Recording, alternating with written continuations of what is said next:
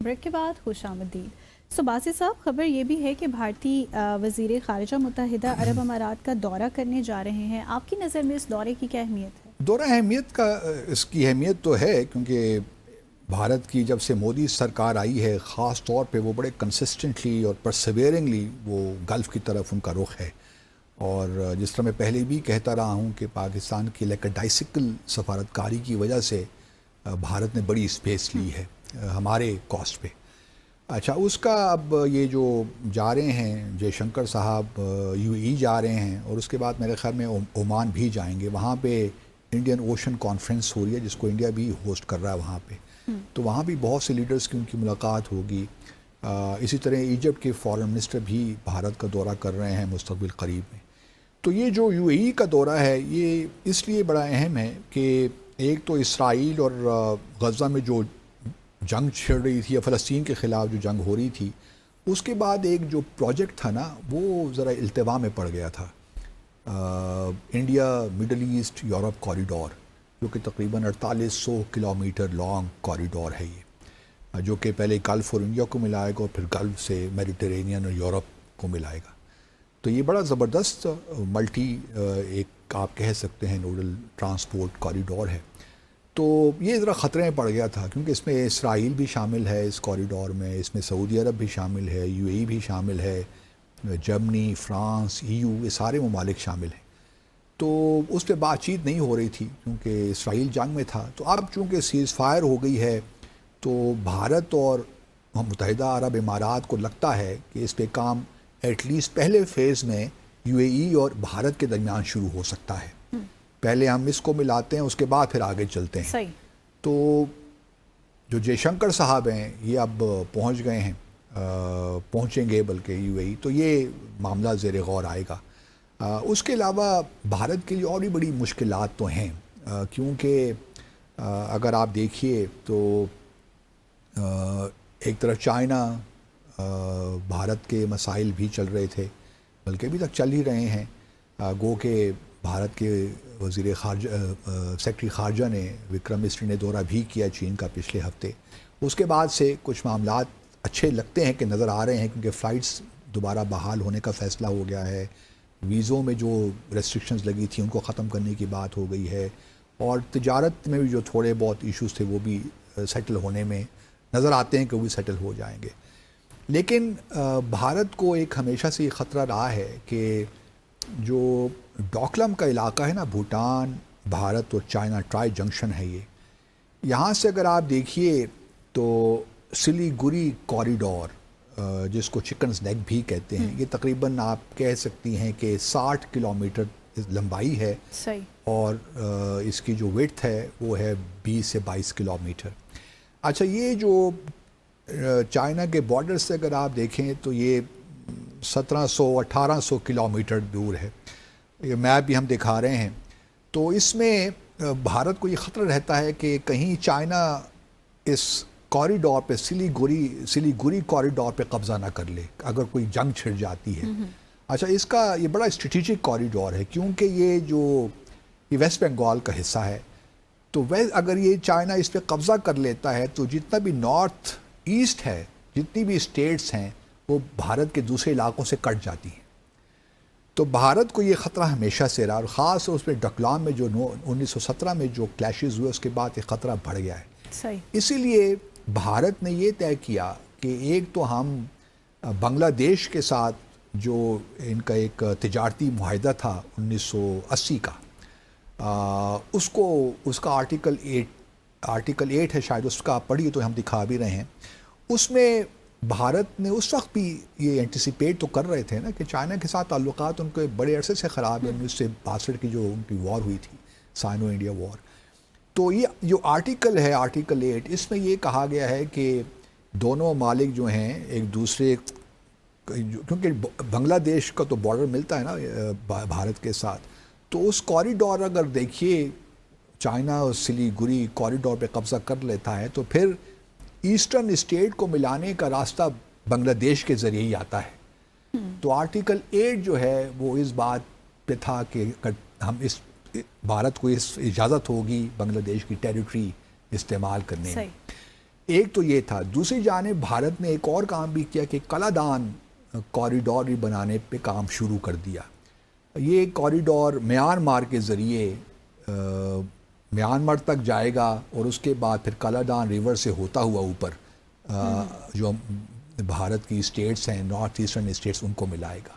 تو یہ دو کوریڈورز ہیں, ایک تو بنگلہ دیش کی جو علاقہ استعمال کرنے کا ٹرانزٹ ٹریڈ کے لیے, یا ایٹ لیسٹ اگر کوریڈور سلیگوری کوریڈور ہاتھ سے نکل جاتا ہے تو بھارت کو ایک تو بنگلہ دیش کی ٹیریٹری استعمال کرنے کی اجازت, اور پھر یہ کلادان کوریڈور.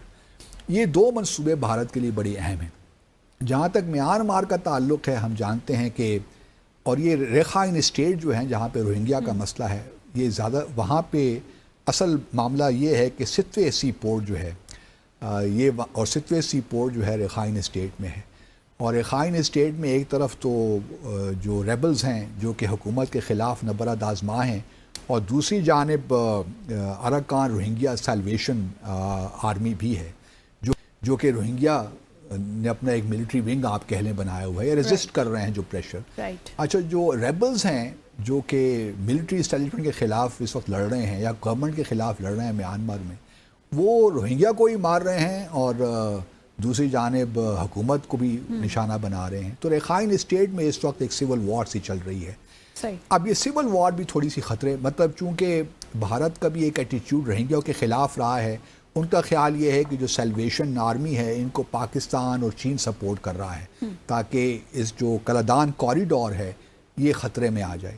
اب چونکہ اس میں جو ریبلز ہیں جس کو وہ اراکان آرمی کہتے ہیں وہ بھی انوالوڈ ہیں, تو میانمار کا انٹرسٹ تھوڑا کم ہو گیا اس کوریڈور میں, ان دا سینس کہ وہ نہیں چاہتے کہ چین اور بھارت کی جنگ میں اپنے آپ کو اس میں ملوث کریں.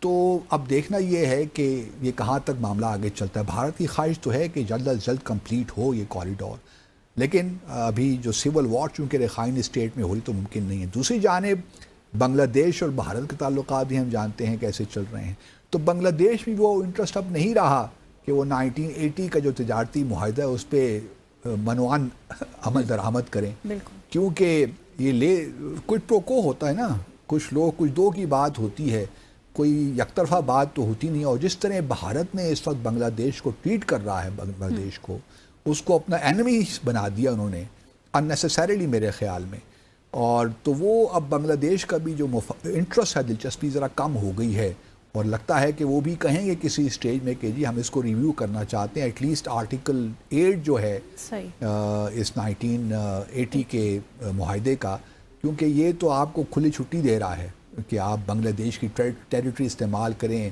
اور سارا اپنا ٹریڈ جو بھی آپ نے انٹرنل ٹریڈ کرنا ہے دوسری نارتھ ایسٹرن اسٹیٹس کے ساتھ تو اس کو ہم ریویو کریں گے. تو ممکن ہے کہ ہم دیکھیں اگلے آنے والے مہینوں میں کہ بنگلہ دیش اس چیز کا اظہار کرے کہ جی اس ٹریٹی کو یا معاہدے کو ہم ریویو کرتے ہیں, اس ایگریمنٹ کو.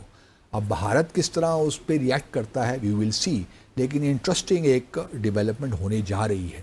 تو یہ جو دورہ آپ نے جے شنکر جو ہے نا, یا بھارت جو ہے, میں ابھی بھی سمجھتا ہوں کہ بھارت میں ایٹ لیسٹ ان کی فارن پالیسی میں ایک آپ کو ایک کنسسٹنسی نظر آتی ہے, اور ساتھ ساتھ وہ پرو ایکٹیو بھی ہیں, وہ اینٹیسپیٹ کر رہے ہیں کہ یہ چیلنجز آنے والے مہینے سالوں میں ان کو ہو سکتے ہیں, تو ابھی سے اپنے آپ کو اس طرح پوزیشن کر رہے ہیں تاکہ ان چیلنجز کو کاؤنٹر کر سکیں. یہ بہت بڑی بات ہوتی ہے.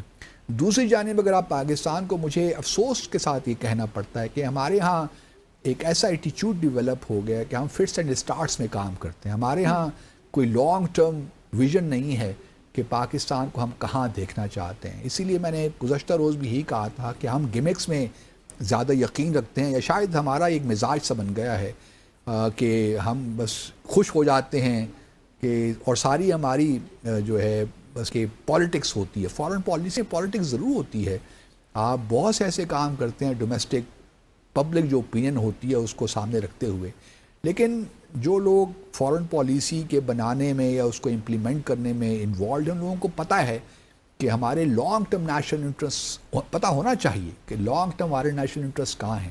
بھارت کا یہ معاملہ مجھے دیکھ کے اپنے اوپر تھوڑا سا پریشانی بھی تھوڑی سی لاحق ہوتی ہے کہ بھارت کو یہ کلیئرلی ان کو معلوم ہے کہ ان کے انٹرسٹ کہاں پہ ہیں, اور ان کو کس طرح وہ حاصل کر سکتے ہیں. ایک تو دیکھیں نا، آپ نے ڈیفائن کیے کہ آپ کے اس بدلتی دنیا میں آپ کے انٹرسٹ ہیں کیا. پھر اگلا مرحلہ یہ ہوتا ہے کہ ان کو آپ نے حاصل کس طرح کرنا ہے، کیونکہ اگر وہ جو آبجیکٹیوز آپ نے اپنے لیے طے کیے ہیں ان کو اگر آپ حاصل نہیں کر سکتے، وہ تو پھر ایلیوسیو ہی ہوئے نا. وہ تو اصل پالیسی وہی ہوتی ہے جو امپلیمنٹیبل ہو، جس کو آپ آبجیکٹیوز ہی وہی ہونے چاہیے جو آپ کی اپنی اسٹرینتھس کو رکھ کے، اپنے ویکنسز کو سامنے رکھ کے حاصل آپ کر سکتے ہوں. پھر ایک ٹھیک ہے، چیلنجز تو ہر ملک کو ہوتے ہیں، لیکن کیا آپ پرو ایکٹیو ہیں؟ کل جس طرح تمام سارے کے سارے کیبنٹ وہ 2 دن پہلے وہ جینٹری بیچ کو ریسیو کرنے میں لگی ہوئی تھی، تو ہماری تو دیکھیے ترجیحات اس سے ہی واضح ہو جاتی ہیں نا کہ ہم کیا ہیں، لوگ ہیں. تو اس طرح ڈپلومیسی ایک سینسٹیو ایریا ہے، اس کو آپ کیجولی ہینڈل نہیں کر سکتے، کیونکہ یہاں پہ ریاستیں انوالوڈ ہوتی ہیں، ان کے مفادات انوالوڈ ہوتے ہیں. تو آپ، ہمارا معاملہ یہ ہے کہ ہم اس میں بڑے کیجول ہیں. جس طرح ہم ڈومیسٹک پالیسی میں کیجول ہیں، اسی طرح ہم فورن پالیسی کے معاملے میں بھی کیجول ہیں. لیکن بھارت کا یہ معاملہ کم از کم نہیں ہے. کہ ہمیں ان کا ڈفرینس پتہ ہی نہیں ہے، ہم شاید ہر چیز کو پولیٹیسائز کرنے کے قائل ہیں شاید. یہی ہے صحیح. سو باز صاحب، آپ کی اجازت ہے ایک چھوٹا سا وقفہ لے لیں؟ Please go ahead. Stay with us.